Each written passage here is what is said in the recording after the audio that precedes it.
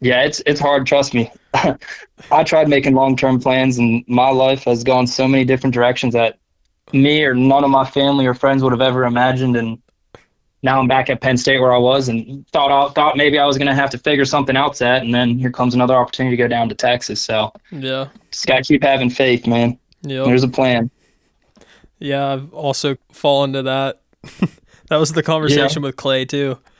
There's someone up there with a bigger plan than I know, and No I'm matter not sure. how hard and detailed we get our plan, that doesn't mean it's going to happen. He's got other ideas. Dude, 100%. He probably laughs at me when I get these elaborate plans, and he's like, "Oh man, watch this, pal. Yeah. Put your seatbelt on, man." Welcome back to another episode of the Western Blend podcast, and this week I got Willie Wardle on the podcast. If you don't know who he is, then you must not watch a lot of Western content or YouTube, because he was down at Dale Brisby's for a while and then with R.A. Brown Ranch and kind of done a bunch of stuff in the industry. But we already chatted a little bit before this, but if you just want to jump into where you're from, another fellow East Coaster. Yeah, no, another fellow Yankee. I'm sure you get that a lot down Yeah. in Tennessee, being called a Yankee. But yeah, I'm indeed a Yankee. I was born in I tell people Baltimore, Maryland. Kind of, I'm sure you get the same thing telling people you're from Harrisburg, but I'm from Bel Air, Maryland, Harford County. It's about 40 minutes northeast of Baltimore, and grew up a pretty normal suburban life. Played soccer growing up. I played some lacrosse. Being from Maryland, I feel like everyone has to play lacrosse. Did a lot of fishing. Didn't really get into hunting till I was probably about 17 or 18. But I mean, since I was a little kid, my grandpa was a big fisher, and so I loved fishing and loved being in the outdoors. But didn't really ever think about agriculture being an avenue, and was good enough and blessed enough to go and play some college soccer. And COVID hit. I was here at the Pennsylvania State University. I know Isaac is also a fellow Nittany Lion. Yep. And yeah, COVID hit, and I was actually up here at main campus living with my grandparents. My mom's side of the family, they're all townies. They're all from State College, Pennsylvania. So I was a Penn State fan coming into this world, and so it was natural that I had to go to Penn State. And COVID hit, and I didn't know what to do, so I found work at a chicken farm, and was working in Airville, Pennsylvania for about 8 months, and that's when I found Dale Brisby on YouTube. Yeah.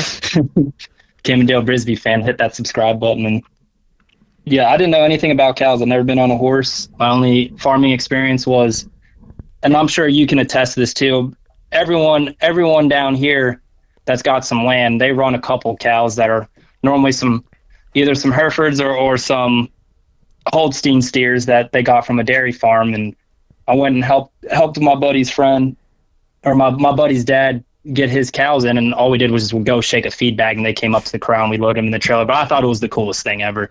And I like to claim that I did start getting into it before Yellowstone. I want to credit Dale Brisby with getting me into it, not the Dutton family. Yeah. But yeah, applied for an internship to work for Dale Brisby, seeing it because I was working at the chicken farm. Figured I'd take a gap year and go back and finish up my degree at Penn State. And it's like, well, maybe I'll just go down to Texas and wait until the fall to go back. So I kept applying a couple times, and if you don't know how to apply for an internship for Dale Brisby, you just send a minute video to him on Instagram saying why you think you'd be a good fit whenever he's looking for an intern. So I applied a couple times, and they were kind of, I admit, if I would have gotten those videos, I probably would not have hired myself either. So I didn't send one for a while, and then I saw that he was looking for an editor, and I decided to finally use half of that Penn State education that I started, and was like, he's looking for a video editor. So how can I make myself as valuable as possible so that this guy cannot say no to me? So I did some research. Almost, I don't want to say I was stalking, but I went through some podcasts. I watched some reels, and I found out that they used Final Cut to edit. And I don't know anything about filming or editing at this point, but I had this 2010 MacBook that had smoke coming out of the side of it anytime you turned it on. And I went ahead and I downloaded Final Cut on there, and I finally sent a video, and I said, hey guys, my name's Alex Willie, but My Instagram was Willie. So also, I guess my real first name isn't Willie. It's Alex, and my middle name's William. But Instagram, I just thought it sounded cool if it was just Willie Wardle. It's just something that I thought was funny. So it always has been that. So I applied. They all thought my name was Will, but I just told them, like, hey, I'll work for free for as long as you guys need. I will live in the back of my truck. And just to let you guys know, I know you're looking for an editor, and I've got my MacBook right here, and I've already got Final Cut on it. Like, I just try to make myself be as valuable. Like, I was willing to work for free, be an indentured servant to them for as long as they needed. I just wanted to go down to Texas. And to be fair, I hadn't really necessarily conceptualized the plan of this is something I wanted to do full time. I kind of just saw it as, man, it'd be cool to go down here for a summer. Like, it'd be a short-term deal, and then I'll come back and finish up my classes at Penn State. And got the job, came down there, and, man, I just fell in love with that way of life. Yeah, that's awesome.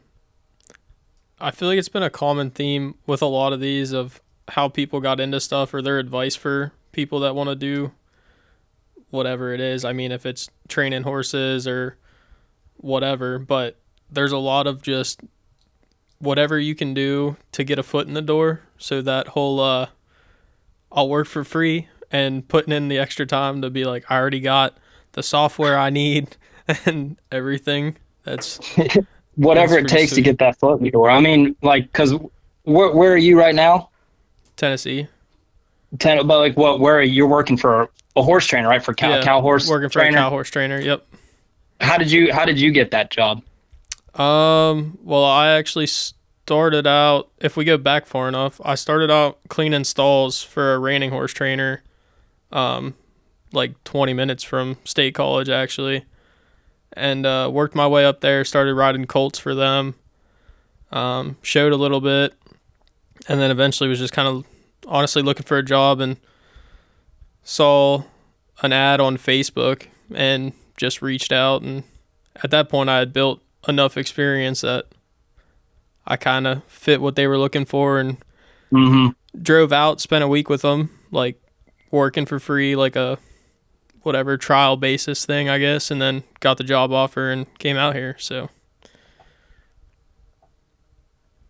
kind of that same thing, because if anyone's listening to this, it's cleaning stalls is not very fun job to do. Yeah. Not very glamorous. Yeah. But luckily, they don't really put that in the movies. Luckily, the pay also sucks. To make up for it. The pay, to make up for it, the pay reflects the job and also sucks. Yeah. But I don't know about you. I'm sure you've had people ask you a bunch too. But people are always asking, like, well, how do I get into it? And like you said, like, you got to be willing to do either the sucky jobs, and if it's not a sucky job, you got to do it for very little pay. And most of the time, it's probably a sucky job for little pay, both a double combo. But yeah, it is what it is. And that's something I think that's not just unique to ranching. I mean, now that I'm taking classes back up here at Penn State again, and this is my final semester, so I'm taking a professional development class. It's a bullcrap class. I just need a credit, but there is some fascinating stuff in there.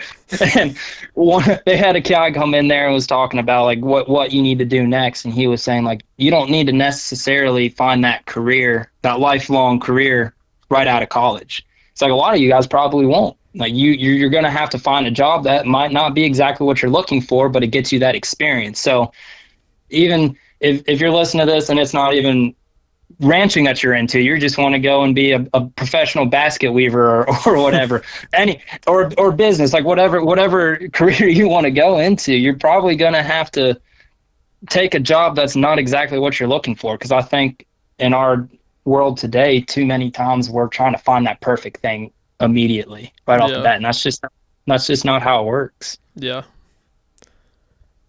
To back us up a little bit though, did you start bull riding at all before you ended up going down to Dales? No, the bull riding actually hadn't even crossed my mind. I really liked the ranching part of it. Yeah. Really liked the ranching part. I'd never even been to a rodeo before I went down to Dales. I could not even told you the difference between the PBR and the PRCA. I did not know anything. In fact, I even thought like the flank rope was tied around the bull's balls. I literally had no idea. I had no idea about anything about rodeo at all. I just knew that J.B. Mooney was this really good bull rider, and then Dale Brisby was the greatest bull rider ever. That's all I knew. And I'd never been on a horse either. I was on a horse one time. While I was at the chicken barn, they boarded horses there, trail horses, and there was a girl there that had a horse, and I was like, I kind of want to try riding a horse. So I got on this old paint horse, and he was a sweetheart because looking back at it, oh my goodness, this horse probably should have cracked in two and put me on my butt because I had no idea what I was doing. But that was it. I probably rode that horse for about 5 minutes, and then I was like, yeah, that's enough horse riding for me. Now I can say I did it. And got down to Texas. I got picked up from the airport in Fort Worth, and Winnebago is probably about 3 hours west of Fort Worth. So someone picked me up there, and right off the bat, that first day, Dale's like, well, we're going to go saddle up and go move some cows. And I was so nervous. I had no idea. And like the first horse that I rode was Boone. So I know if you're a Dale Brisby fan, Boone is a saint. Like that horse, bomb proof. Like anything, like bomb could go off and that horse isn't doing anything. And we saddled that horse, and I didn't know this. I was so nervous. I was like, I really hope this horse doesn't do something crazy, or I hope he doesn't go too fast. Like I was thinking of like all the worst case scenarios, and Dale helped me saddle him and everything, showed me how to do it. And we go out, we put him in the trailer, and I was like, oh my goodness, this is it. Like this is, and being from here, like that is so far removed from anything out this way. Like it was a whole nother world. I could have been on Mars at that point. Yeah. And luckily, Boone, I think Boone just already knew what he was doing, so he just followed all the other horses, and I was just there. I was just on top of him. Yeah. But man, what an experience! And I got pretty fortunate that although I was there to film and edit, I got to get all these experiences. But yeah, Donnie and then Jordan Donnie got on a bronc, and then Jordan got on a bull right there at the house, and that was the first time I ever saw anything bucked in my life, and I just thought it was the coolest thing. And I honestly thought bronc riding would be cool. I wanted to try bronc riding. And Dale's got this rule of like, all right, if you want, like, learning to ride broncs is pretty dangerous. Once you get pretty good at it, it's not as bad. I mean, it's like anything with rodeo, like it's pretty sketchy stuff.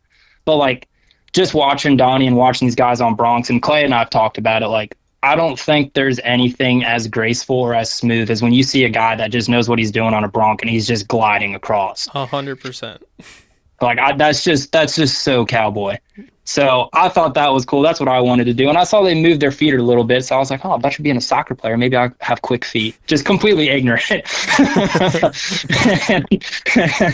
and Dale was like, well, why don't we get you on a bull? Like we've got this bull here at the house named Frostbite, and he's just a jump kicker, not anything crazy. And just see if you like riding just bucking stock.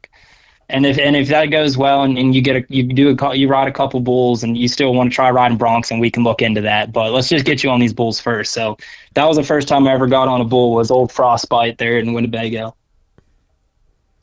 Heck yeah.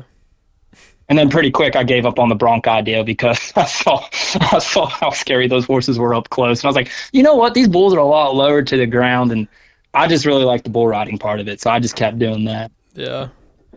I think it's funny how like different guys lean differently when it comes to the rough stock events.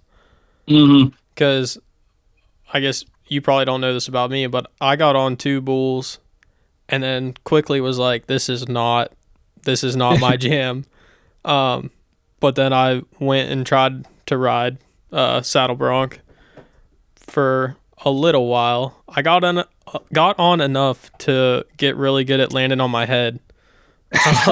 Hey, I rode bulls for about 4 or 5 years, and by the end of it, I was still really good at landing on my head. Yeah. But regardless, I felt way more comfortable getting on a bronc than I was getting on a bull. Now, granted, I've never been on a bucking horse yet. I mean, I've never been on a bucking horse that I knew was going to start bucking as soon as I got on it. Yeah. I at least had the background riding some colts at that point that, I mean, you don't really know they're going to blow up when they do, but you can stay on. I was more comfortable with a horse bucking than being on a bull, I guess. Mm-hmm. Yeah, it is interesting. That's a really good point that you bring up, because especially like those bareback guys that are scared of bulls, because there is nothing about bareback riding that makes me want to. Oh, like those guys Yeah. those might be the toughest sons of guns I've ever met. Yeah. To be doing that. And then like, yeah, you can get hung up with bull riding, but for the most part, if you're riding with a Brazilian, like you let go of your hand, you're getting out for the most part. But with those those bareback guys, dude, you're in there. Yeah. You're along for the ride. The scariest thing I've seen at a rodeo is bareback hang-ups.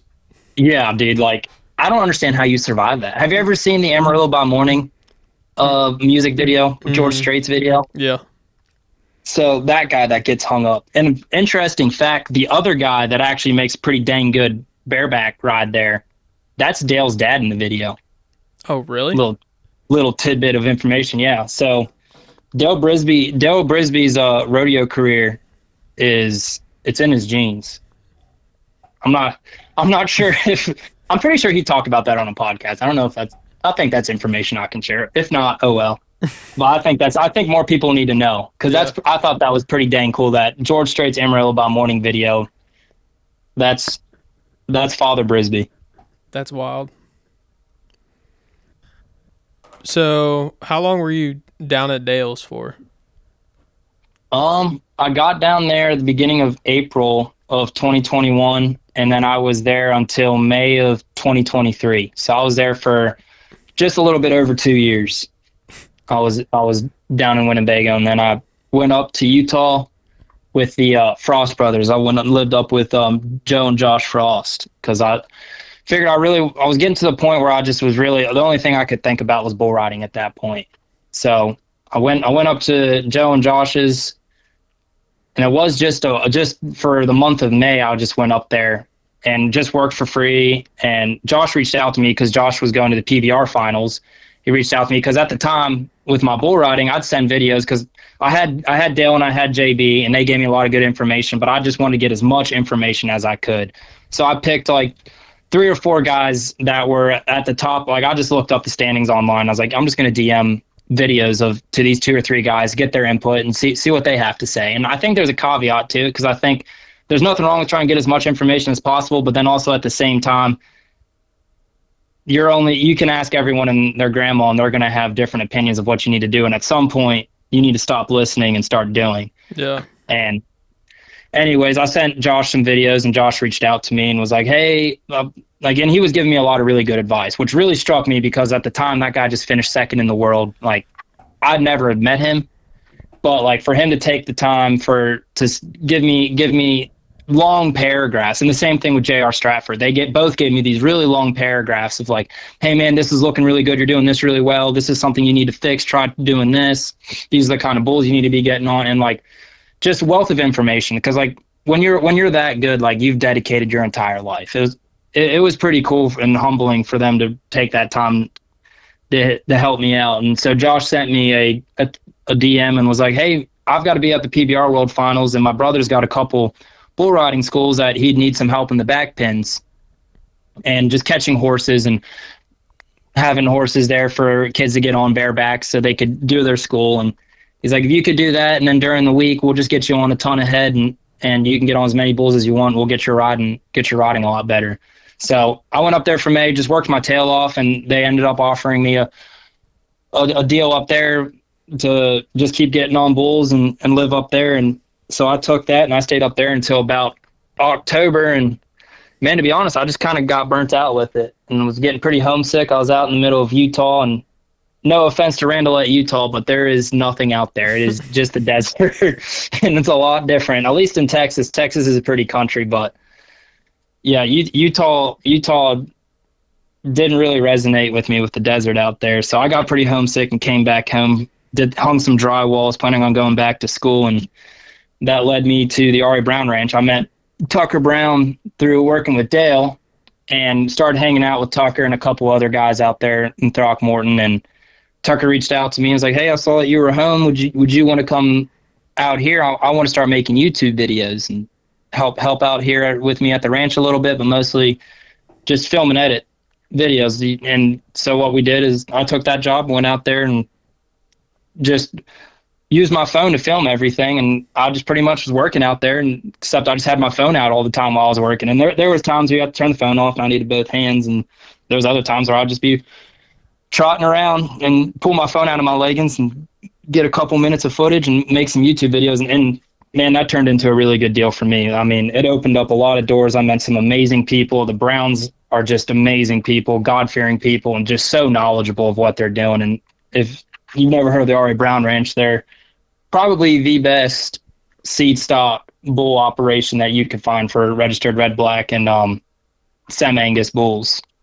And man, I don't even know where to begin with how much I learned out there. Yeah. I mean, man, that was huge for me. That opened up a lot of doors for me to even be realistically go out and be worth maybe something. I'm not saying I was very much help, but at least not get in the way when they were doing stuff. I actually feel like, hey, maybe I might be able to figure some of this stuff out. Yeah. And aside from the Browns, I mean, there's some great people. There's a guy named Casey Mitchell there. His dad, Mr. Robert, has a saddle shop in downtown Throckmorton, makes some great saddles, and they got a leather shop. And just so many amazing people down there that really helped me out and really had no reason to help me out and still did. Yeah, that's awesome. I honestly, so I already followed, I think I was already following Tucker before you started working there, but I was really stoked when I found out you went over there and y'all started doing all the content stuff that you did when you were there, because the RAB is pretty sweet if you ask me. And yeah. We talked about this before. I applied to their internship, but they didn't select me, but whatever. It's fine. It's okay. They would not have selected me if I applied as an intern either. Yeah. But it's also cool to think about how just like different doors end up opening up just from, you ended up at Dale's by whatever chance, and then you learn some of the editing stuff, and then down the road that opened another door for you to go to the RAB and work there for a while. And I don't know, it's just, it always kind of messes with me, but it's cool to think about how those different things just piggyback on each other.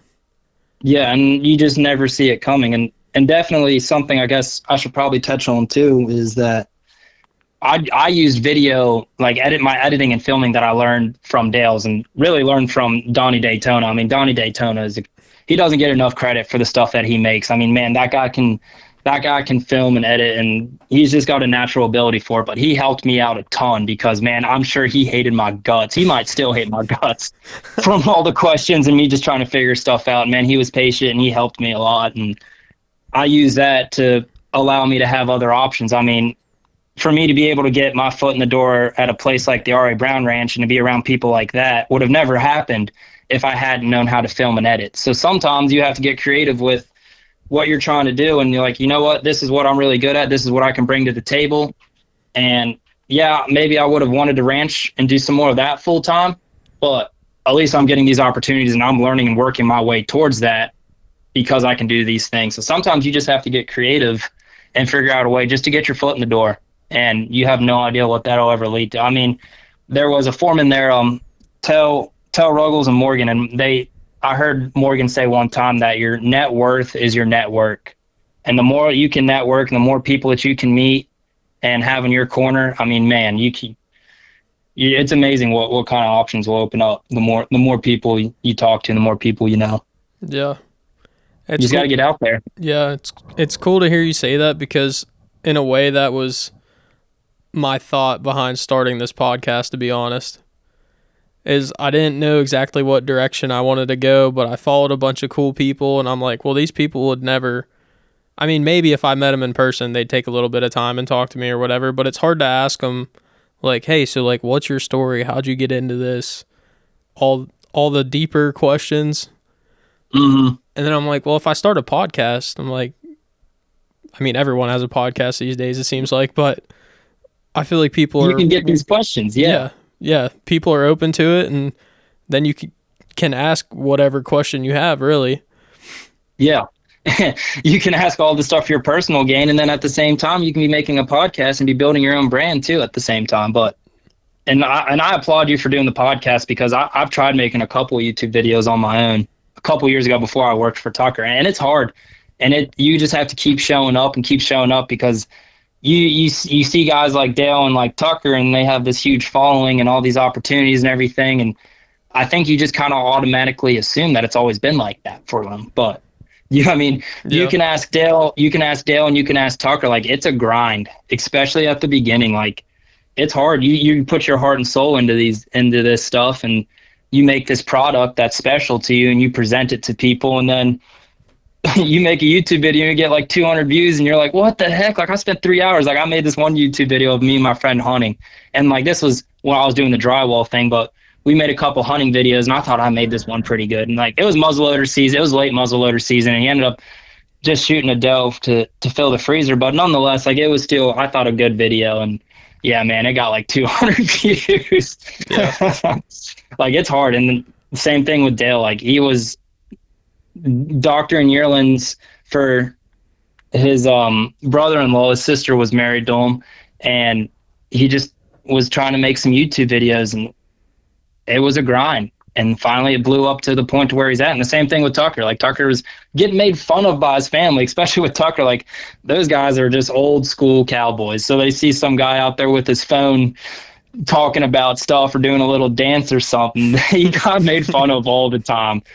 Yeah. But now they're asking him to be on the podcast because they want to market a horse, or they want to talk about their business or this or that, and they're seeing the value in it, and they're like, oh crap, I mean, Tucker actually knew what he was doing. This is actually something that's a lot of value to us. Yeah. So it's one of those things that, you might get some hate, you might struggle at first, but you just got to keep being consistent and have that faith in yourself and just keep showing up. Yeah.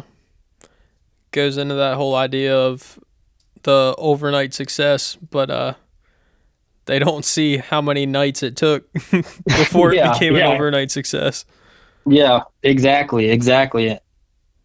And another quote that I got from Mr. Donald Brown, Tucker's dad, said the world's run by people that show up. And I like that a lot, because it can get times where you don't feel like showing up. You're like, you know what, this podcast isn't going the way that I wanted to, so I'm going to stop. But man, you keep showing up, you're going to be just fine. And that's with anything. I mean, you keep applying to ranch jobs, or you're trying to do this and you have this dream and you keep applying, eventually someone's going to say yes. You just have to keep trying. Yeah. I think it's big to look at stuff, especially like applying to jobs or whatever. I mean, the worst thing that could happen is they say no. Yeah. So, yeah. And then you're in the same spot where you are right now. So it's not like it really affected you. Yeah. And it's funny how we make these imagined pressures up, because I don't ride bulls anymore. I kind of came to terms that, man, if you really want to be great at bull riding, like, you've got to live, eat, and breathe and be willing to die for it. And I kind of got to the point of like, I just don't think I'm willing to die for it. I might actually kind of want to have a family or make some money or do this. And I mean, bull riding's hard. Unless you're one of the top guys, it's hard to make a living doing that. And I've got nothing but respect for the guys that do it, because I tried it and I saw how hard it was. And I had to be honest with myself, just be like, man, I don't really love this as much. Like, I like the adrenaline rush. I like the people. I like hanging out. I love the atmosphere that rodeo brings. And it's taught me so much about myself and about life, but I just wasn't willing to make that commitment. And I had to take that step back from it. But it made me realize just how mental everything is, and how much of it is like just mental pressures that we make up. Like, you're applying for a job and you're so worried about applying for it because they might say no. But in reality, like the worst thing they can say is, yeah, no, we no thanks. We appreciate it. Well, now you're in the same spot. Yeah. Like, why not take that chance? Because the worst thing, like you said, the worst thing they can say is no. Yeah. If anything, you're in a better spot because you're one step closer to a yes. Yeah. You knocked one more no out of the way. Yeah. That's a great point. 100%. You were 100% right with that. Keep trying. Yeah. So how long were you at the R.A. Brown Ranch, and then what came after that? So I got down at the R.A. Brown Ranch. I got back from Utah back to Maryland. I guess that would have been November of 2023. And I was back in Texas in February of 2024. So I got down there in February, and I was down there for about a year and a half, and just like I said, just learned so much, met so many great people, so many great experiences, and I was rodeoing at the time still. I was still riding bulls, and just kind of got to the point of like, you know what? I'm going to try and give this one more shot, because I hadn't gotten to the point where I thought I wanted to quit riding bulls. That happened the second time. So I ended up going back up to Utah again. I was like, you know what? I'm going to give this 6 months. I'm just going to try my heart out. And after 6 months, if this is something I don't want to do, oh well, I tried. I know now. And if it is something, then it happens. But kind of just put myself in that situation where either it's going to work out or it's not going to work out. And either way, it's going to be fine. I'm going to figure out something to do. So went and talked to Tucker, told him about that. And he found this guy that we know named Mike, who's working there for him now. Mike's a great guy. I think he's from Arkansas, I think. And I thought he was from Georgia. Maybe he's from Georgia. He's from somewhere down there. Or Alabama. Might be Alabama. No, it might be Alabama. I think it's you're Alabama. right. It's Yeah, Alabama. yeah. I knew it started with an A. Yeah, Alabama. Those A's really confuse me, man. He's a great guy. So I figured we got him. Tucker got him hired, and I went up to Utah and just tried it for 6 months and was helping make some videos for Josh and for Joe. And yeah, just got to the point of like, that's where I had that realization of, man, I feel like I'm riding bulls at this point and continue doing this because it makes me look cool. Like people think I'm cool because I'm a bull rider, because you kind of get that swagger. Mm-hmm. And I had to be real with myself, because I realized like, man, like this is going to be another 2 years of this grind. I'm going to be 29 years old, because I didn't get on my first bull until I was 22, 23. So I was already behind, and I felt like I was always behind. And I just got to the realization like, man, and that's if I'm lucky and I don't get hurt. I'll be 29 with a chance to start pro rodeo and to buy my card. And I just was realistic about it. I was just like, man, I don't really think this is what I want to do anymore. Like, I really miss the ranching. I really miss Texas. I don't know how I'm going to get my foot back in there, but you know what? I'm just going to go back and finish school, get my degree. I only have a year left. So was up there in Utah, made that decision in July, immediately got all my ducks in a row and enrolled at Penn State, and just took online classes this past fall semester because I wanted to make sure I was transitioning. I didn't want to just rush into it in 2 weeks, be down here for school. And also hadn't been in school for 5 years. So just jumping into taking 6 classes at State College is kind of a lot to ask. So I just took it online, took 4 classes trying to get my toes wet, and figured I'd probably have to stay here, do a spring semester, and transfer up here and live with my grandma. So that brings me up to where I'm at now, and potentially moving back down to Texas and thinking about, we've got an opportunity to possibly go back down to Texas and get back into ranching and guiding hunts. And man, that would be cool.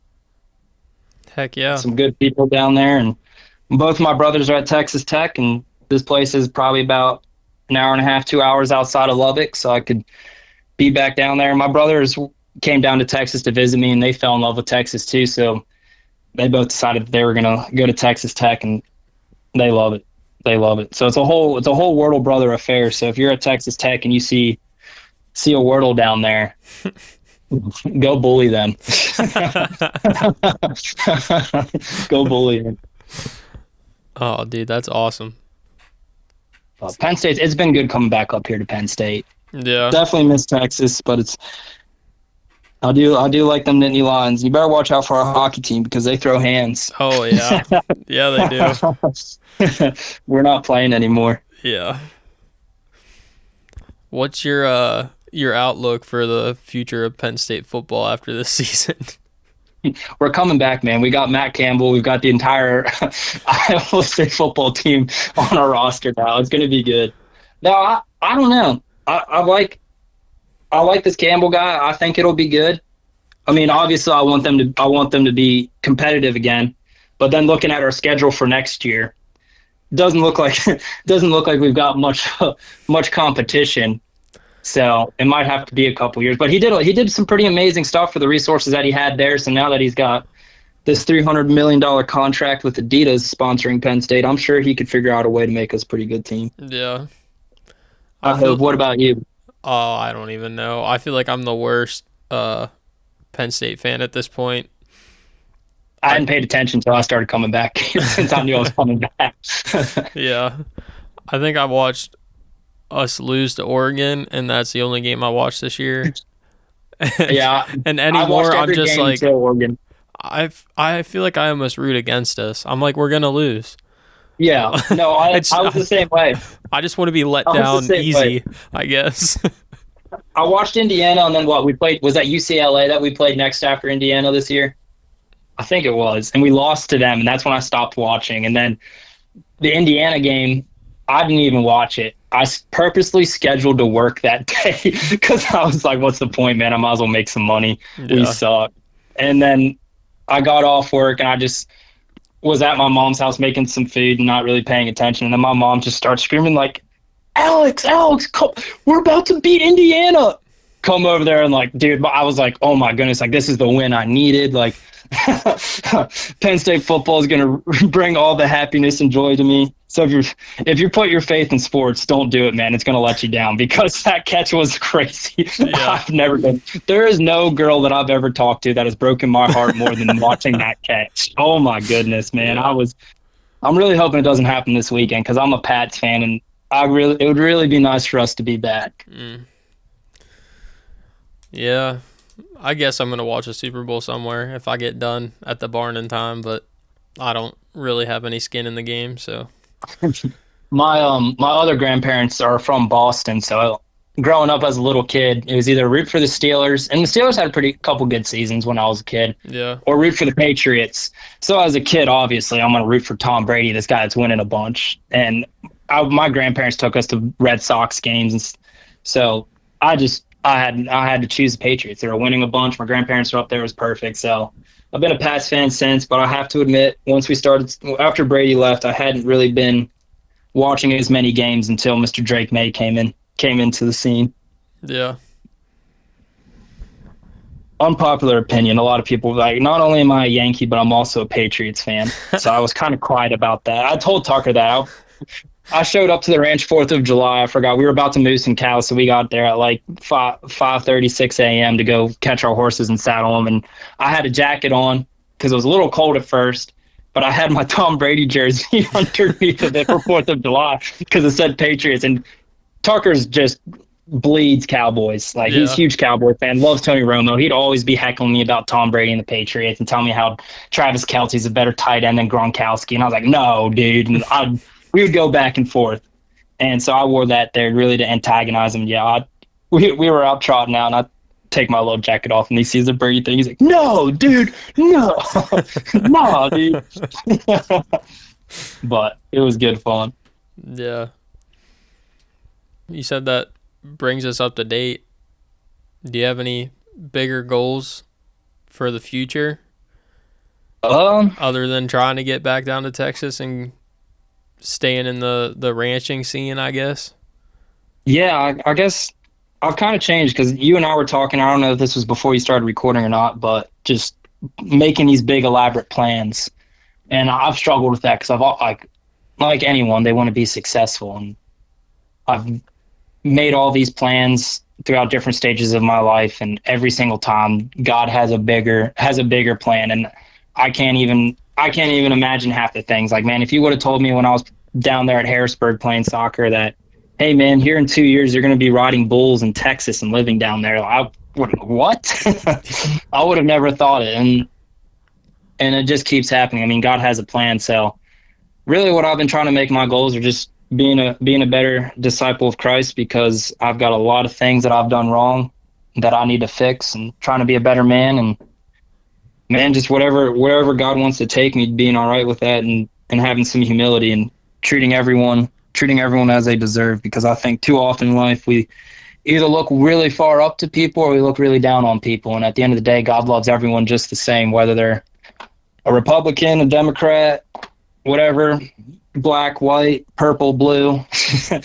He loves us all the same, and he doesn't love anyone more than the other one. And I like to use that as number one, treating everybody with kindness and love, no matter what, who they vote for, or who they like, or whatever. But then after that, using it as a confidence builder, because then these people are doing great things and doing stuff. I mean, I'm no different. God loves me just as much. Why can't I do great things? So right now, just get my degree, get down to Texas and whatever I can do to keep God's plan moving forward. But yeah, just be successful and work hard, I guess. I don't really have a definitive plan right now, but these plans, I keep making these plans and this crazy stuff happens every time. So I think I'm starting to learn my lesson from God that, man, why don't you just quit making plans and just keep showing up and working hard wherever God has put me in that moment. And when it's time for me to move on or do something different, he's going to make that clear to me and open that door.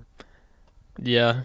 Your story overall is pretty wild if you really think about all of it. And I think that does just point to, maybe it is best just to be like, pray on something and ask him to just show you what you are supposed to do, and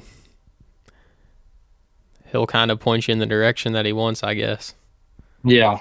No, and I 100% agree that, man, God is good, and definitely coming back here and got down on myself for a little bit for the first couple months, and just, you got to turn to God because he's got a plan. And you also have to be forgiving of yourself, because I think too often we try to condemn ourselves because we do these things, we mess up, and that's exactly where the devil wants you. And man, just if you're struggling, or whether you're struggling or you just don't know what you're going to do, or you have no plan or whatever, and you're not going to church, get your butt in church, get your butt in the word, and just humble yourself to God, because he's got a plan and he's going to figure it out for you. You just got to be doing the right things, man. Because some of it too, I used to look at it with an outlook of, man, like, why do we have all these, why does God tell us we need to do all these things? Why is he telling us to live these strict lives? Like, he just does not like fun. That's what I was thinking, especially like all the way up until I was in Harrisburg, and while I was in Texas for a while, is, man, God just doesn't like having fun. And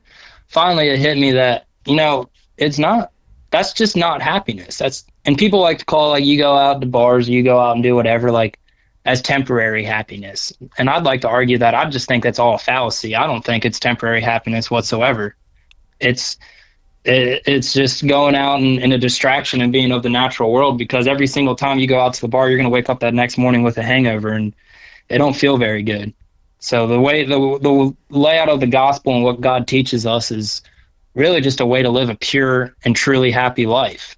I don't really think there's any temporary happinesses or anything. It's either a happiness or something that the devil's disguised as a happiness, but it's not. And the quicker you can get yourself right with God and start treating other people as what they are, and that's children of God, man, life, no matter what happens, if I never get down to Texas and I have to live in, not to knock on all the people living in Maryland, but I have to go back to Bel Air, Maryland. And as much as I think I'd hate that, I know that just through faith and perseverance and with God, that, man, that's his plan. He's going to have something planned out for me, and that's just how it is. Like, he's going to provide. I think it's in Jeremiah 29:11 where he says, man, I provide for the birds, I provide for all the animals of the earth. You think I wouldn't provide for you? Like, my plans for you are for happiness and not of evil, to give you hope. And that's kind of where I'm at right now. Is I know I need to finish my school.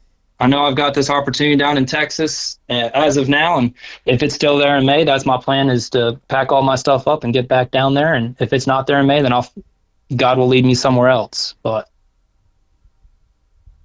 we'll see. That's my big time goal. Sorry, that was a snake hole. I get distracted easily. But. No, you're good. That was awesome.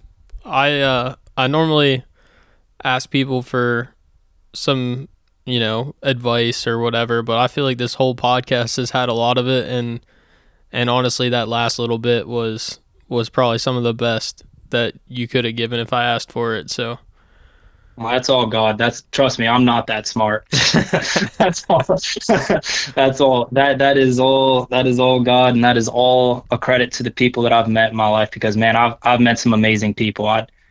I feel like I'm discrediting so many. I could sit here probably for an hour and a half and just name so many people that have impacted me. And no matter what I do in the future, I just have learned so much, and I'm so grateful for meeting those people and God putting them in my lives. Yeah. No, I'd say just from the little bit that I know of you from following along for a couple of years, and then from us talking tonight, I think you're going to be successful regardless of what you end up doing or where you end up. So, Well, I sure appreciate it. Right now, I'm just a guy. When I came back, a funny story. When I came back to Maryland here while I was still doing online classes. I was taking online classes. Drove back across the country. I guess that would have been beginning of October. So I drove from Utah down to Beaver, Oklahoma. Went and hung out with some people I knew down there with Tell and Morgan because they were at a place there in Oklahoma, and spent the day there. And I was like, dang, I need to get home. So I ended up driving from Beaver, Oklahoma to Bel Air, Maryland in 24 hours. I think it was like 1,400 miles. It was so dumb, bro. Like, I was coming over through those mountains on Western Maryland. Like, I got off the turnpike and where it has you going down towards Frederick. And it was like 6 o'clock in the morning. And at that time, like, I left at, I think, 4 a.m. Thursday morning from Beaver, Oklahoma. So now it was Friday morning at like 5:30 a.m. I've been driving the whole time, and my starter in my truck was going out. So I broke down in Hugo, Colorado. And if you've never been to Hugo, there's like 10 buildings going down the main street. There's a gas station, a mechanic shop, and then that's it. And they got a baseball field. I don't know who comes there to play baseball, if it's a Field of Dreams kind of deal or what. But there's literally nothing, and it's just flat. Like, it looks like Courage the Cowardly Dog. Like, there's just nothing out there. And my truck wasn't starting. I was like, oh no, like, this is not it. So I went down to the mechanic shop and I was like, I'm over here at the gas station. My truck won't start. I'm not sure if it's a wire or something. And then they were like, well, why don't we'll get a mechanic there? And they talked to the mechanic. He's like, oh, I'm pretty busy. And like, in my head, I was like, dude, there's no way you're busy. Whose cars are you working on here? But I was like, it is what it is. So I just walked back to the gas station, like another half mile back to the other side of town, was sitting there. And then they sent someone. He came and he was looking, man, I don't know, maybe it's the starter. And I was like, why did I not think of the starter? So I ran down there, hit it with these fence pliers I had, and sure enough, it starts up. And I did not turn my truck off from Hugo until I got to Oklahoma. And then I was just like, as long as I get down there, Tell and I are mechanically inclined enough that we can figure this thing out. And luckily enough that when I finally got ready to leave Beaver that morning, it started right up, and I didn't turn it off. Like, I would leave it running while I was at the gas station. I'm pretty sure that's illegal, so hopefully they don't come and find me now. But I left that thing running until I got to Maryland. But yeah, started working at Dick's Sporting Goods, and some kid was sitting in line, and like, I was wearing a name tag that said Alex, and I was working the cash register. This kid kept staring at me, and I was like, what is this kid staring at? And finally he gets up to me, he's like, are you Willie Wardle? And I was like, oh. I was like, this is embarrassing. I was like, yeah, that's me. He was like, oh, you work for Dale, right? And I was like, yep, Dale Brisby. And he was like, what are you doing here? And I was like, man, life. Like, I was like, I'm just a guy now. And I told Donnie that. I called Donnie and was laughing about it. And Donnie's like, you're just like the Johnny Manziel of rodeo time. You're just a guy now. But that's what I am now. I'm just a Nittany Lion up here at State College, but I'm enjoying it. It's been good. Yeah, that's so funny. I thought about asking if anyone ever recognizes you on campus or anything. Yeah, nobody's recognized me on campus, but that kid at Dick's, and then I was down in Baltimore with one of my friends, and this kid was staring at me, and my first reaction was like, what did I do to make this kid, like, I thought he was going to try and fight me, like he's on drugs or something, he's going to try and attack me, and I was like, why is this guy just staring at me? And he kept staring at me, and then it finally starts coming. I was like, oh no! And he was a big guy too, and I was like, I don't stand a chance. Like, I've been going to the gym here pretty consistently since I quit riding bulls. My big thing's been trying to go to the gym, so I'm starting to get a little bit bigger. But I had no shot. This guy would have pummeled me. It would have been like me fighting Conor McGregor or something. And he comes up and he just says, you work for Dale Brisby? It's like, thank goodness. Thank goodness. Yes, I did. But no, I'm just a guy. I don't think too many people probably know who I am. Yeah. But yeah, I was really hoping maybe Matt Campbell would have recognized me and got me a free ticket to some football games next fall, but he hadn't seen me yet. You just gotta make it a point to try to bump shoulders with him on campus. Yeah, I'm surprised. I mean, that's all because of Dale. I deleted my Instagram and all my social media, and it was kind of funny. I was kind of anti-social media for a while, and I got my Facebook back, and I kind of just followed Dale on Facebook for a while, and then I made my Instagram again. because my friend and I were just catching some fish, and I was like, you know what? I kind of just want to save these because I had a bunch of pictures of my phone crashed and I lost them all. So I was like, I want to make my Instagram, and then I can just keep all of my cool hunting and fishing pictures on there. And I really feel like I've treated my Instagram like, I don't know why so many people want to follow me. I don't really think I'm that interesting. And if you look at my Instagram, like, I think it's probably the biggest rockfish I've ever caught. Like, me and my friends, Carson and Kevin, like, it's nothing crazy. I don't know why why so many people are that interested. It's a pretty boring account. So I haven't figured that out, but maybe just because I'm a goofball, people need something to laugh at. Yeah. If you do figure it out, you should let me know so I can try to grow the Instagram for the podcast. Dude, I will. I've been told the more you post, the more followers you get, but I think I'm on like a once every 6 months I might post something. Kind of track right now. So yeah, I don't know. I think mostly just because I was with Dale and they just saw me being a class clown on Dale's videos and like, well, maybe this kid will post funny stuff, and then they forget that they're following me because I don't post that often. I think that's just what it is. You end up not losing any of them. Yeah, I don't lose any of them because I post so rarely that they just forget that they're following me. That's funny. But no, you're doing good, Isaac. Like, you just keep doing it. It's gonna come together. It's gonna come together for sure. Yeah, I mean, that's the biggest thing. Go ahead. Sorry. No, you're good. I was saying, worst case, I'm still hopefully going to be able to talk to some cool people. So yeah, it'll be a win for me, whether it takes off or not. So. And if you enjoy doing it, that's all that matters. Who cares? The followers will come, but if you like doing it, like, that's all that matters. And the biggest thing too with these people that do podcasts, they do a podcast, they do 1 or 2 episodes, or they do like what I did with my YouTube, and I did 3 videos, and then they hadn't posted in 4 or 5 years. Like, you just keep doing it. It's something you love, and you keep showing up, and no matter what anyone else says, you have that confidence, man, it's going to come through. It really is. I have faith in you. I appreciate it. You're a Nittany Lion. You're a Nittany Lion, man. We're resilient. Yeah. I mean, we did have the death penalty for a while, and we did come back. We beat Ohio State once, but we still did it. I don't think anyone thought we'd ever make a bowl for the next 50 years, and we did it. Yeah. And it's just the beginning right now. You heard it here first. By 2039, we're gonna have a national championship.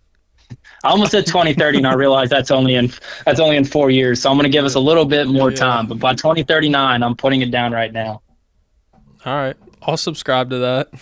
Yeah. And then maybe they'll hear us saying that and they'll give us some of our tuition back because Penn State's gotten really expensive. Yeah. Hey, I got like $50 back because during COVID, they charged full in-person like tuition. Yeah. For online class. That's why I didn't go back. That's why I dropped out. Because I finished that spring semester. I was at spring break. Me and my friends, it was my friends from the soccer team that I still talk to down in Harrisburg because I was up here. And we all went with his family down to Myrtle Beach. And that was like during COVID. And like, it was weird because like it was normal down there. It was normal life. And then we all got the email that Penn State was shutting down for, I think it was like 2 or 3 weeks at first. And so we were like, oh, heck yeah, no school. And then the world just stopped. Yeah. And then I finished everything online, and I got a job working at UPS then. Well, because COVID, nobody was hiring. So I just got a job working at UPS, and just all I did was I went and crabbed every single day that summer. I went fished and crabbed during the day, and then did my classes, and then went and worked at UPS from like 6 to 10.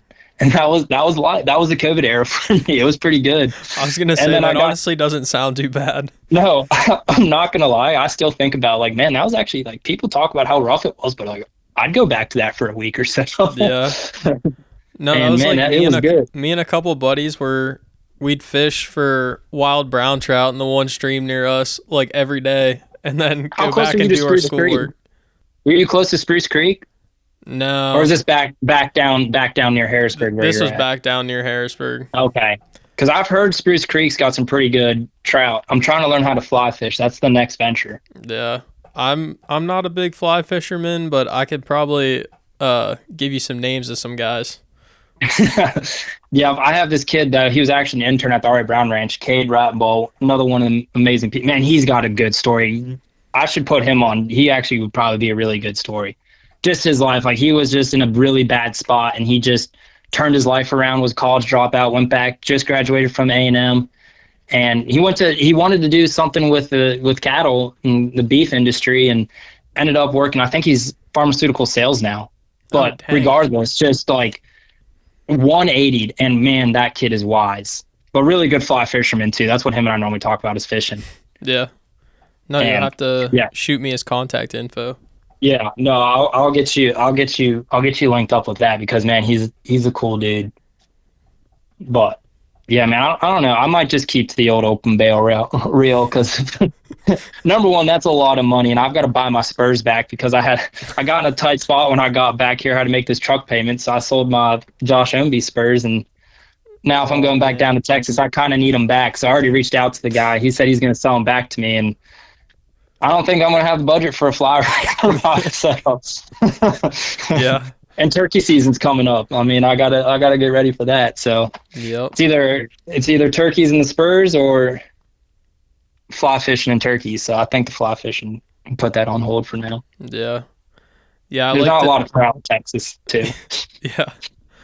I like to think that if I chose different hobbies, I could probably retire by now, because between horses and hunting, we've picked the two most expensive. Hey, you're doing better than me, because I had horses, hunting, and rodeo. Yeah. I was broke, and I was trying to do all three of them at the same time. And now that I'm not rodeoing anymore, I'm probably gonna have some money now. Not a lot.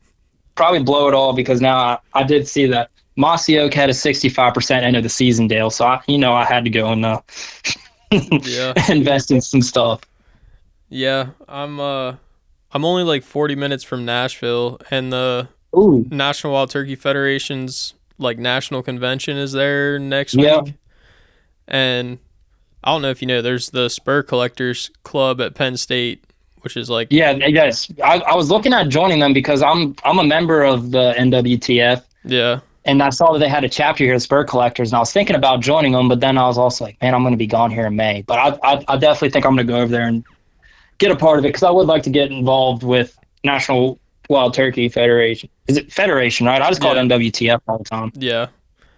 Yeah, I normally just say NWTF, but if people didn't know, I figured I'd say what it actually was. But the collegiate club actually like makes a trip down to the national convention, so I've been to it twice, but I'm like, man, I'm only 40 minutes away. I gotta go one day. But why not? It's so easy to spend money there. I bet, because it's funny that you say that, because I'm actually planning on driving back home to Maryland tomorrow. I've got an exam bright and early tomorrow. Then my last class is done at 12, and I'm gonna pack some stuff up. It's my dad's birthday, so I'm gonna go see him tomorrow night, get some dinner with him, and then go see my mom. She lives over off the Eastern Shore. And then Sunday, I'm going to make the drive to Harrisburg for the old hunting expo. They got the farm show coming. Yeah. My parents, I'm being a nice son. I want to make that clear and put that on the record. I'm being a nice son to go and see them. But the real reason I'm going down is because I want to go to that hunting expo on the way back, because Harrisburg is literally halfway. I go straight through it every time to get home. So yeah. Go hit that and then get back just in time for a Patriots Super Bowl win, that 7th ring. Oh yeah, that soun's like hopefully a pretty good plan for the weekend. Yeah, hopefully that ages well. Yeah. Hopefully by the time you have this uploaded, the Patriots do have the 7th ring, and it's not, because I've been talking a lot of crap. I already know. I've probably got 7 or 8 people that are going to call me immediately after the game if we lose that it's not going to be. I'm going to turn my phone off. Yeah. You should. What's your favorite thing to hunt? To hunt? Yeah. What do you like hunting? Waterfowl is probably my favorite. Pretty good duck hunt. You ever get down to Maryland and duck hunt at all? I have, actually. When you said the Eastern Shore, I'm like, oh yeah, I've been there. Ooh, yeah. I want to go out on the Susquehanna Flats. Dude, I've been seeing a lot of YouTube videos. Have you seen the body booting stuff? Yes, because I'm right there. Havre de Grace is I grew up 15 minutes away from Havre de Grace. Gotcha. And just, first off, beautiful town. Yeah. And then second off, dude, I've been seeing those videos I'm doing. And I didn't really get into duck hunting really until I got down to Texas. And then I went when I was at Dale's a couple times with Carson and Donnie. Donnie's a freaking duck hunting son of a gun. So is Carson and Kev. But I started going out a bunch when I was at the ranch because there was just tanks everywhere at the R.A. Brown Ranch. So I'd go out with Tell, and him and I would just jump tanks, and that got me hooked on it. Yeah, I don't know. I just love the fact that you're almost always with at least one of your buddies, and you can just cut up the whole time. Yeah. And like, even if, I mean, like if you go deer hunting and you don't end up getting anything, like, I mean, it's still nice to be out, but it's just like, all right, whatever.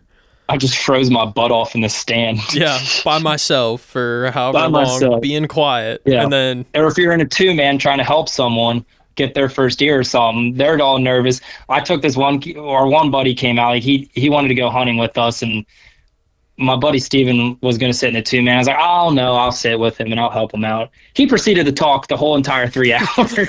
And I was like, man, I'm not going to, I was like, man, you gotta be quiet. Like, we're not going to see anything. We never saw anything. And it had to be like 10 degrees. I was so mad. Yeah. But no, that is something. When you come back, we're going to have to go and hit the flats. Oh yeah. I am so game. I know Clay will be game too. Yeah, well, we got to get Clay. I was trying to get Clay to go to the hunting expo with me, but he's going off and rodeoing, being a little bronc stomper that he is. Yeah. I think he is going at some point. He's going with our buddy Zach at some point, I think. But yeah, that's what he said. They're going on Tuesday, I think. Yeah. It's like, as much as I want to go, I have 1 semester left. Like, I probably should just lock in and get it done. Yeah. As tempting as it is, it's like, you know what's better than going 1 time is going 2 times down there. Yeah. Yeah, dude. The hunting stuff's always fun. If I'm ever back that way and you're still over there, we'll have to try to link up and go shoot some birds or go deer hunting or something. Yeah, and if I'm not up here, then we'll have to just figure out in Texas. Where in Tennessee are you? I'm pretty much just south of the Kentucky line, so northern Tennessee, very central. I've got a lot of family in eastern Tennessee, and right outside of Bristol. They're in a town called Kingsport. Gotcha. But I love Tennessee. Tennessee is some pretty country. Yeah, I like it. It reminds me a lot of up here, this particular area, just a little bit more, just that southern twang. Yeah. And more beef cattle than dairy. Yes, 100%. Not as many Amish. Yeah. There's a lot of Amish around. You get over towards Belleville. That's still 1853 over there. Yeah. You wouldn't believe how many people around here ask me, like, they hear I'm from Pennsylvania and I got a pretty solid beard and kind of longer hair. They're like, "Are you Amish?" And I'm like, anymore I just say yeah. Yeah. It's like the same thing with I tell people where I'm from. I just told people I'm from Baltimore at this point. Yeah. But I did tell someone, I told them I was up close to the PA border, and I think I had one person ask me if I was Amish when I had my little curly mullet. I guess that looked like an Amish hairstyle. I don't know. But they've only heard rumors, so I guess they don't know what Amish people look like. Yeah. Like, no, trust me, buddy. If you saw an Amish person, you'd know. Yeah. They didn't use a bowl to cut my hair. I'll say that. I went to a barbershop and they used electric clippers. Oh, man. But, yeah, dude, unless you got anything else. Nah, I mean, I appreciate you letting me be a part of it. I really enjoyed this. This was good. Yeah, no, I appreciate you coming on. It was definitely fun. No, next time you're up here, we'll figure out a way we can do an in-person one. We can get Clay on it. We'll do us a round table. That'll be something. What a guy! Clay's such a good dude. And just the man. I didn't even know he was from State College. I met him in Amarillo. So there was the ranch rodeo finals in Amarillo, and they were there with Dale for a booth, and I was there with Tucker, and Tucker and I went out to one of the bars there after the rodeo. They have like a little deal. And I told Carson, and Carson said, "Hey, I'm bringing one of the new interns." And so I just small talk, like talking. And so like, "Oh yeah, that's cool." I was like, "Yeah, I'm from Maryland." And he was like, "Oh yeah, I'm from State College." I was like, "What?" Yeah. I was like, "State College, Pennsylvania." And he was like, "Yeah." And I was like born and raised. And I was like, "Yeah." I was like, "Do you know this kid that my cousin?" And I said, is Ashton Higgins? And he's like, yeah, how do you know him? I was like, well, that's my cousin. He played football there. He's like, I played football with him. And I was like, crap, my mom, my grandma's from State College. That's pretty much my second home. And it was funny that I was like, what a small world. Yeah. And ever since then, I've been a Clay Lottie fan. That is the man. Yeah. Dude, you should have met him when I first did. What was he like? Crazy person? He was... We joke about it because I'm like, man, the first time I met Clay, I was like, I don't like this kid. Like, he was just that, like, preppy, kind of cocky, like, high school jock. Dude, that was me.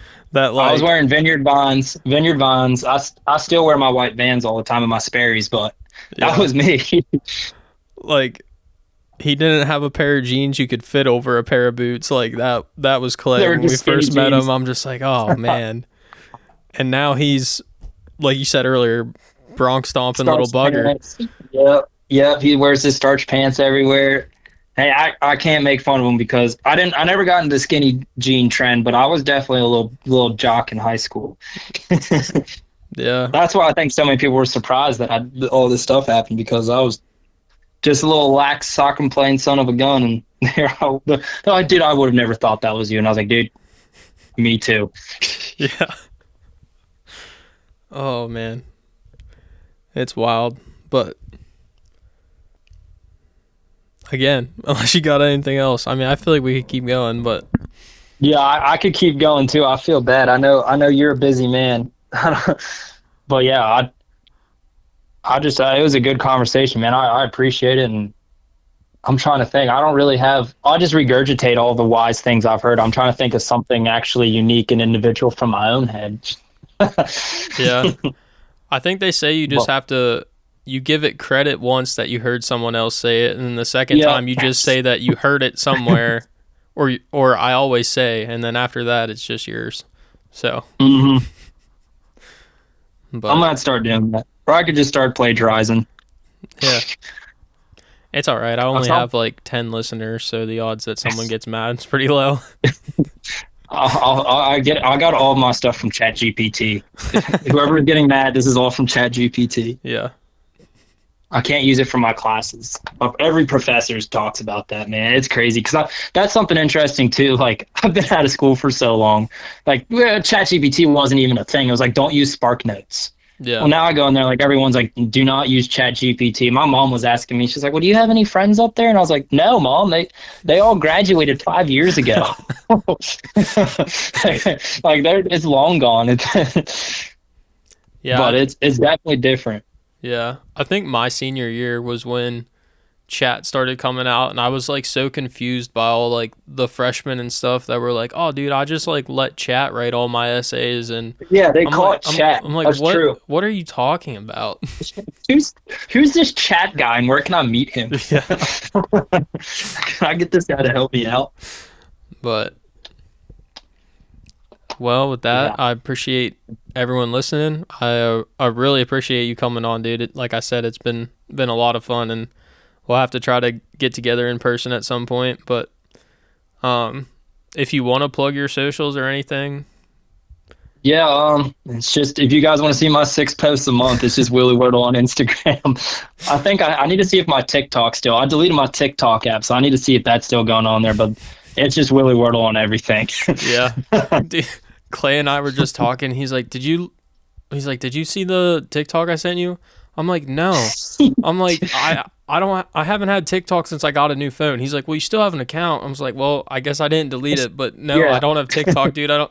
He's like, that's why you never like say anything back to the stuff I send you. I was like, yeah. You know what? I'm gonna have to look it up now, because I'm kind of curious how many DMs I've gotten on TikTok now from my friends sending it that I just hadn't replied, because it's got to be at least a year now that I hadn't had the app. Yeah.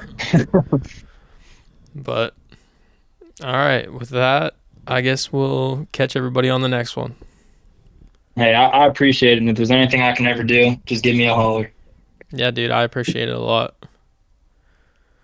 But keep killing it, Isaac. And if you guys don't listen to this podcast, I'm going to quote Dale Brisby, you ain't no cowboy. You're a bum. I'm going to bring the Yankee out. If you don't listen to this podcast, you're a bum. You're a bum. But, no, I appreciate it, man. This was good. This is really good. if you ever meet Matthew McConaughey, just remember that I did this podcast so that I can meet him, because I really want to meet that dude. He's trippy. I want to sit in a room with him and just listen to him.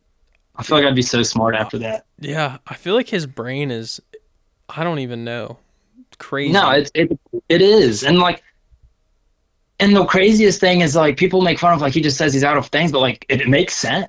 Yeah. Like, he had this one, I forget the guy's podcast, but he went on there talking about praying. The guy was like, "Did you pray for your Oscar?" And like, this is kind of where I started getting my ideas of like, dude, you need to stop making these big plans, because I get so hyper fixated on like, this is where I need to be, this is what I need to do, that I get so focused on the journey that I get so focused on the end goal that I completely forget about the journey and end up hating the journey, because I'm so hyper fixated on this end point and being successful in this top level, and then I'm not there. Yeah. And like, as cliche and as dumb as it sounds with weightlifting, like, this has been really good for me to be like, dude, it's going to be a slow process, because I'm naturally a string bean. Like, it's been the point where I still look like a string bean, but like, it's finally starting, like, maybe this guy actually might go to a gym like once a month. Yeah. And like, it's been really good for me to find like, in finding that love for the process and falling in love with the process of stuff. And I struggled with that big time when I first got down there at the R.A. Brown Ranch, because I rode a horse a little bit here and there at Dale's, but man, I was just focused on riding bulls. And when I got down there at R.A. Brown Ranch, I was like, I'm really going to try and like work on my horsemanship here. And got to the point where like, I'd ask Tucker, because there was a couple horses they'd let me ride, and then I would ride some horses in Tucker's string, and I would just text guys, like, if it was in their string, I'd ask them permission because it was their horse, or text Tucker's mom because that's the ranch's horse, and, hey, do you care if I turn the arena lights on? Because they have a really nice outdoor arena just for riding horses, and do you care if I go and ride for a little bit? And I'd just go out there, and for the first like 2 or 3 months, I'd go out every single night until I could figure out how to sit a trot instead of having to post every time. And just kept doing that till I got at that. Then I practiced really just trying to use my feet and like, okay, let me try and get this horse to turn tighter and tighter, and let me try my side passes and really focus on that. And like, really started noticing a difference in that. And by no means like still have a long way to go, but definitely that's going to be something that I think is going to help me out a lot too. Go back down to Texas and just fall in love with the process and enjoying it. Because man, I feel like too often we're trying to wait. This is my quote. I came up with this. Too often we're trying to wait out the storm instead of learning how to dance in the rain. Like, I've been freaking trying to hunker down and like, man, one of these days I'm going to catch a break. Like, the sun's going to come up and everything's going to be so easy. And like the light's going to be at the end of the tunnel. But it's like, man, like, how much better can life be if you just learn how to dance in the rain rather than always just trying to wait out the storm? Because you're going to be waiting out the storm. You're going to end up being a 70-year-old man on your deathbed and looking back and be like, dang, I did not take those chances. I did not enjoy my life. I was just miserable the whole time. Like, learning just dance in the rain, man. Matthew McConaughey would like that quote. Yeah.